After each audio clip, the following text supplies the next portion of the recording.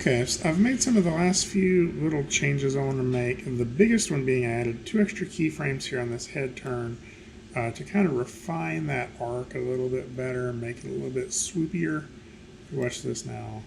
So this is looking pretty good, but I think the thing that is still going to cause us some problems is if I expand my character out, you'll notice that every keyframe happens on the same frame. And so I think this is a place where we can start to loosen this up. And I want to hold off on doing this until I'm pretty sure I have all of my keyframes in there, just because it's going to make, when I minimize all this down to one layer here, it's not going to be quite so clear which is the main keyframes anymore.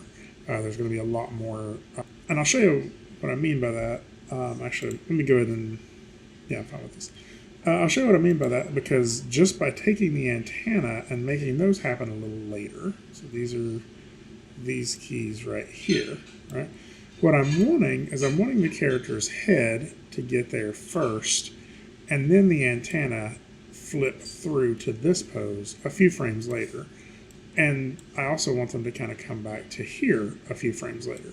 So I'm just going to take this whole little range of keyframes here, and I'm just going to offset this about 2, maybe 3 keys. Let's see what that looks like. Right. And I think to make this even more nuanced, I'm going to actually do this one an extra key. And so that means they're not hitting at the exact same time. I also kind of feel like they kind of bounce back here just a little too fast. So let's see what this looks like. Yeah. Now that's feeling a little better. One of the other little things I can do, and this is less about offsetting, but still going to change our timing, is like right through here, as my character starts to turn to look, I can actually go up here and make the eye lead that motion. And I'm going to do that just by having the iris kind of look up like this a little earlier, right? And maybe even change a little bit of this to show that. And it's going to be really subtle because it's happening in this head turn. But by doing this, the eye goes up there, and then like right here, I'll probably want to add a little bit more of the iris.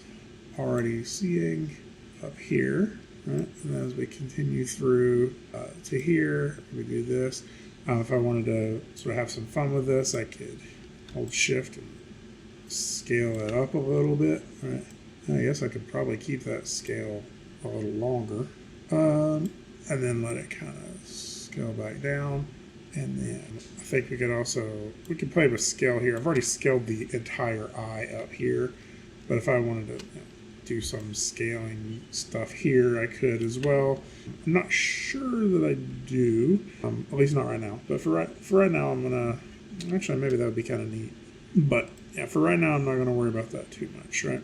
And so by having some of this stuff offset, it's starting to loosen it up a little bit, right?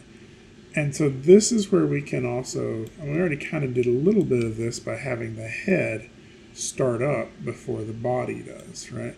We can find other little places to have that kind of drag. So for example, as the body comes down here, the body starts to scrunch into this scrunch pose before it even gets here, right? And so I could have another breakdown here if I wanted to, of as the body comes down and hits here kind of hard, that maybe as that part hits, I could still have the rest of the body kind of stretching a little bit, right? So maybe I do something like this out to here and this out to here, and just having a little bit of this.